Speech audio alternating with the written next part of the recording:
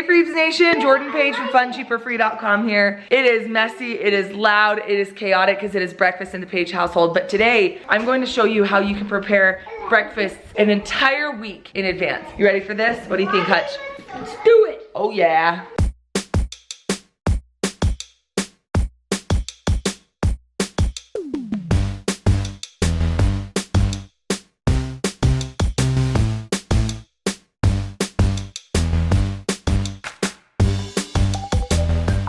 In our family, we believe in warm breakfast. We've got 8 kids, so we're a family of 10, and if we were to eat cereal every morning, we would go broke. Not only that, but it's just not super healthy. It doesn't stick with you and our kids are hungry like 30 seconds later. But to make hot breakfast every morning is a huge mess and huge hassle, right?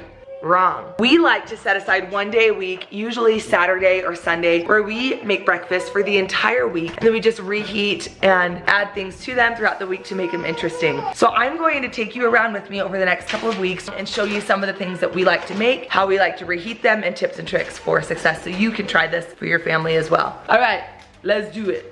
This morning, Bubba is making pancakes. Not just any pancakes, Bubba pancakes. We like to start with just a pancake base, like a mix from Costco, like Krusteaz or whatever. And then we like to add some things to it to add some bulk and a little bit more healthy ingredients. We've got flaxseed, which has a ton of protein in it, and omega-3s. In fact, it's got a whole lot of benefits. So Bubba's just going ham right there with the flaxseed. This stuff is great. We actually keep ours in the freezer to keep it fresh. We love chia seeds. The kids don't even taste this stuff, but it adds so much. This has a ton of omegas as well as protein and fiber. We're also adding some protein powder, just a little bit. Sticks to their ribs a little more. And then for flavor, we love to add this. And again, we get all of ours from Costco, but you can really get them from anywhere.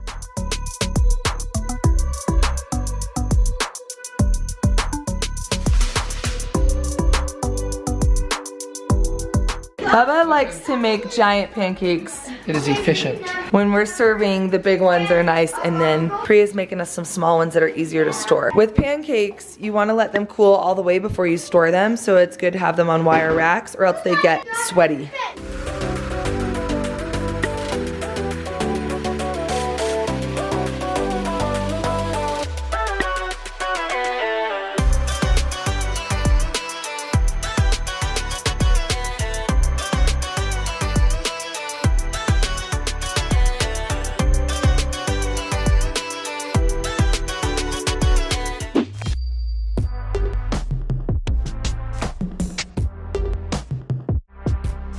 Good morning. You guys, I was gonna avoid putting my face on camera, but there's too many things I have to say. When it comes to eating leftover eggs over the course of a week, you gotta add some milk to it. I have one child who can't have dairy, so I added almond milk, but milk, a little bit of cream or almond milk or whatever, because that's what will keep your eggs light and fluffy even after you reheat them again and again. My major tips are, I forgot to do this. Actually, I didn't think we had any of these. If you're going to add add-ins like veggies or bacon or diced meat, whatever, sausage, I would add that a little earlier when the eggs are still liquid before they scramble up, because then it like mixes them in the scramble and not just on top. My advice is do not add cheese to the egg mixture. Cheese over time doesn't last very well, especially melted cheese. So I would wait, and if you want cheese in your eggs, I would add it portion by portion after you heat it and you're about to serve it. And then when it comes to reheating your eggs as leftovers throughout the week, my #1 tip is only heat up what you're going to eat in the exact portion as you're going to eat it. Don't heat up the entire container of eggs every day, or they will continue to cook and cook and cook. By the end of the week, the texture and consistency will not be great. So I will store them in an airtight container like this, and I will just scoop out exactly what I need onto that child's plate, heat up just that portion, add cheese on it or whatever, or roll it in a burrito or put it on toast. Just heat and eat that instead of the entire container all at once. Ooh, hello, Romy. Go away, Romy. Go away, Romy. Another thing we love to make a lot of ahead for the week are hard-boiled eggs. I just keep them in our little refrigerated snack drawer here, which if you want to know how we use this snack drawer and how we do snacks and lunches at our house, there's a link below you can check out. I made a huge batch of hard-boiled eggs in the Instant Pot. Just follow the Instant Pot directions, but you add a little bit of water, you put in the rack, and then you do 1 layer of eggs in 6 minutes, that's it. Then you put them in a bowl of cold water to stop the cooking process when they're done. My kids love to eat those for snacks, and they also just make for a really quick breakfast. You can chop them up and put them over toast with some avocado. Super easy, super good to have on hand. I don't have footage of making this, but I wanted to show you one thing that I like to make for me, and that is a breakfast hash. I had a bag of sweet potatoes, so I diced them up and I sauteed them with some onions, some seasonings. I love to serve this with hard-boiled eggs or a fried egg on top. This is my favorite, so I make a big batch of this for me to last me through the week, so I have a nice low-carb breakfast.